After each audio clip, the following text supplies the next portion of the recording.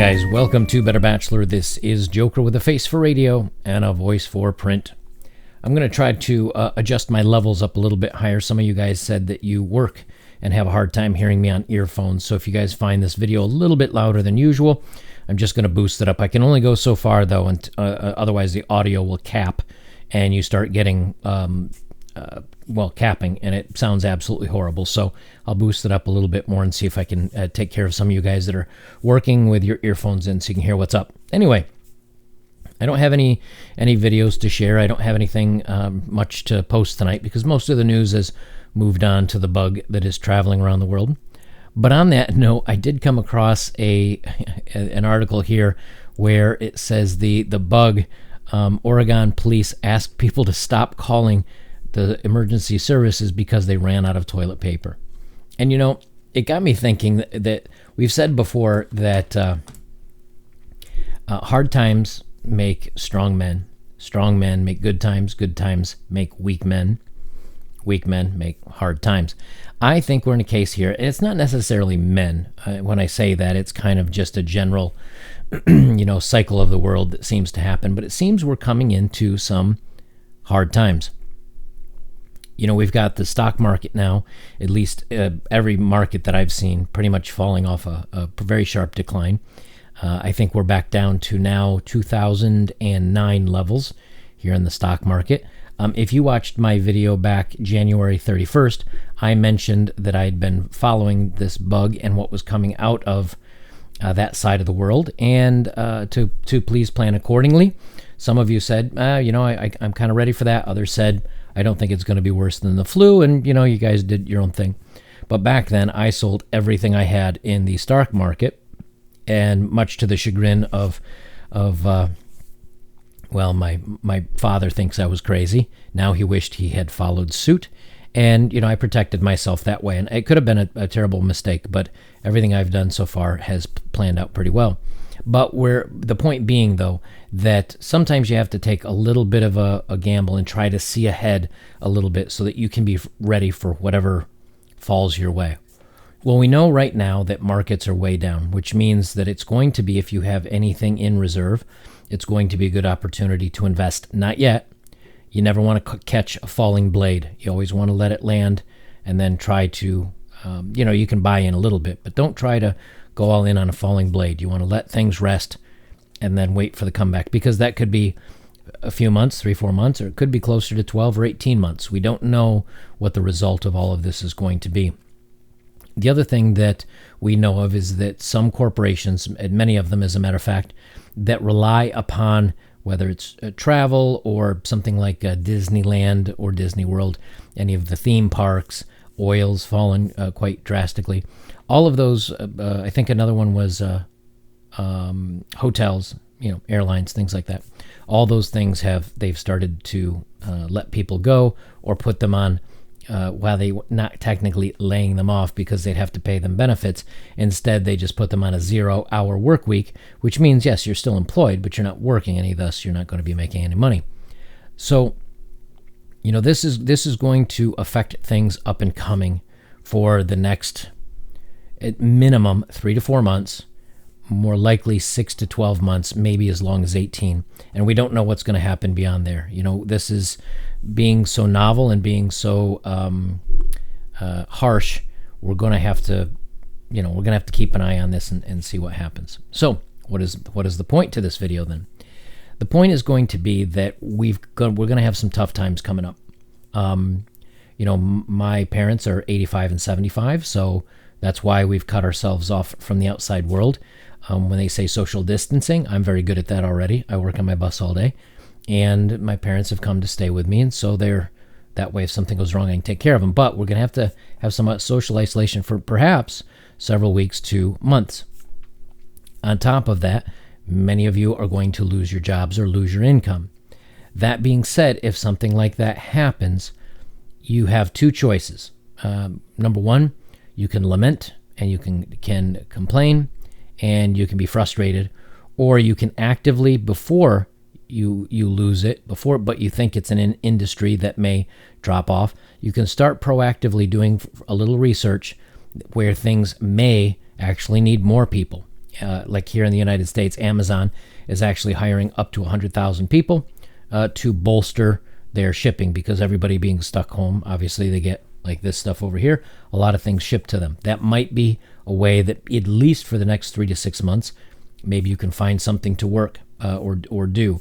That being said, same thing, where there may be certain janitorial services, there may be certain things at medical centers or something that you can help out with. So not that this would be ideal, but it means you just have to be creative and you have to be assertive, trying to go out and maybe head off a problem you might have coming before it actually lands in your lap. That's being just smart, and that's being ahead of the curve, because if you wait too long, everybody else is going to be doing this same thing.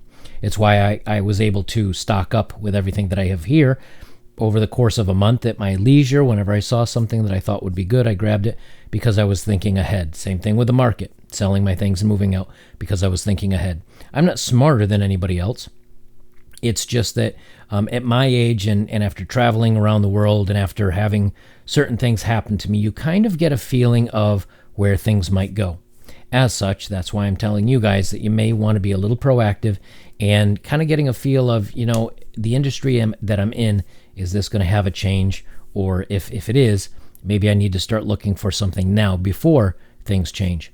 Number 2, there's going to be hyperinflation with all the countries because of the costs of doing certain bailouts of the airline industry, which they shouldn't be doing, and because of the price of oil dropping and everything else falling off, a lot of businesses are really going to be struggling.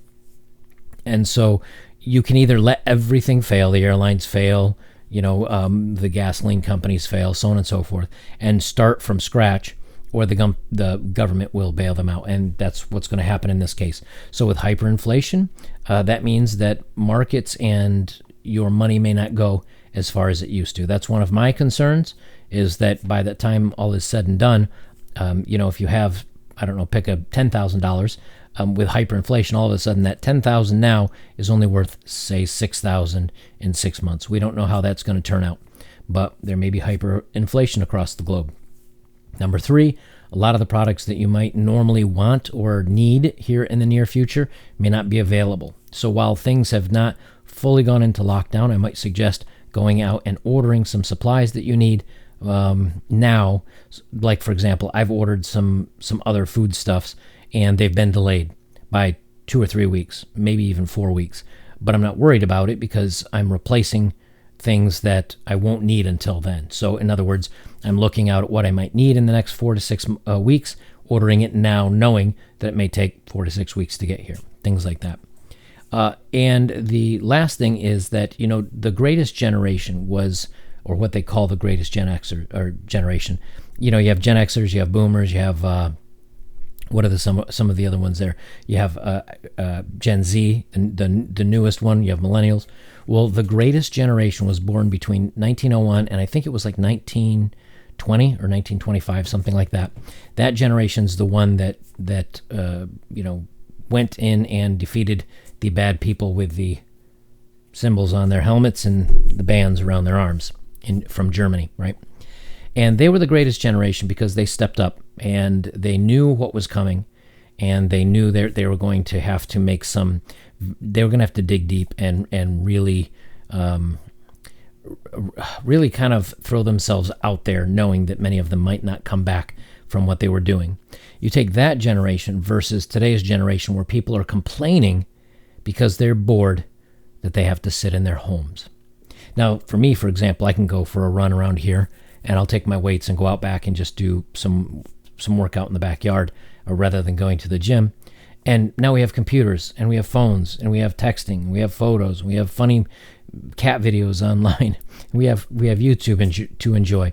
We have all these wonderful things at our disposal, versus guys standing in a trench with artillery flying overhead, and with the chance that they may not come home.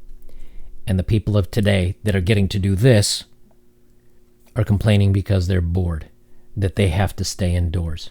And that just shows you how weak this society has come. So I think if we want to stay strong, if we want to stay smart, and you want to stay ahead of the curve, a again, this is another video that I'm trying to put out here for you guys, like I did in my last one of what was coming, to say there's more coming. The difference is that this next segment will be probably anywhere between 3 and 6 months, that the employment rate may go up to 20%. Instead of being at 3% where it is now, it may go up to 20%, not only here in the United States, but throughout. And if you don't want to be that 20%, you're going to have to be a little proactive if you think you're in one of those positions where you may not last. And so this is just a little bit of a friendly reminder to be that strong, smart, independent, outgoing guy that outthinks everybody else, gets ahead of the curve, and that way when things do happen, you're not finding yourself stuck behind the 8 ball without as many options. And the other good thing out of this is going to, I think, it's either going to strengthen some people or it's going to break some people. I think people are going to see that the lap of luxury that they've been enjoying for so long is going to take some changes for the next 6 to 12 months. To what effect that is, no one knows yet, but changes are coming. And what that is, I don't know. But when it comes to at least your finances and getting ahead of the curve, make sure to plan accordingly. So be a strong guy, plan accordingly for what's up and coming, and go from there. Other than that, I don't really have much else on the topic, but I wanted to kind of give a little pep talk and a little advice that make sure to watch out for yourselves. You guys treat yourselves and your family and your loved ones as number one. And don't go out of your way to harm anybody else or plow over somebody else to get what you need. But just make sure that you and the loved ones that you're caring for or are in your life, that you take care of them. You make sure that they're okay. And don't react when everybody else is reacting. Think, okay, I think that this may happen, so what will happen after that? It's kind of like a chess game. You want to think a few moves ahead. Let's start thinking a few moves ahead. Make sure that you guys are taking opportunities so that whether you need to order supplies online, you do it now. Whether you are getting ahead of the curve by, again, getting whatever you need. And that includes, obviously, making sure that your income kind of keeps chugging along while we go through this, because, there's not going to be any guarantees. Guys, I'm going to change this a little bit. If you want to support my work, go check out some of my old videos. For now, don't worry about. I appreciate everything that you guys have sent me. Don't worry about don't worry about donating to me or doing anything like that on the PayPal and all that stuff. Keep your funds to yourself. Do something wise with it. Maybe while the market's down, look at investing in something. Go buy a book on finances. Aaron Clary has that Bachelor Pad Economics. That was a really great book that I recommended the other day. I really enjoyed that. Spend your money there. Do something for yourselves. Do something that's going to give you a leg up during this. Don't worry about sending any my way. I'll be fine.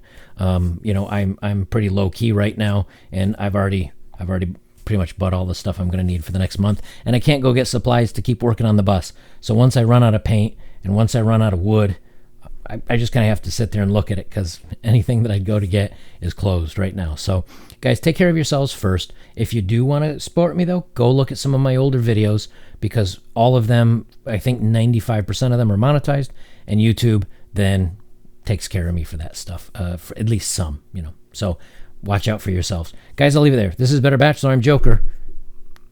Remember, think a few moves ahead like a chess game, and take care of yourselves.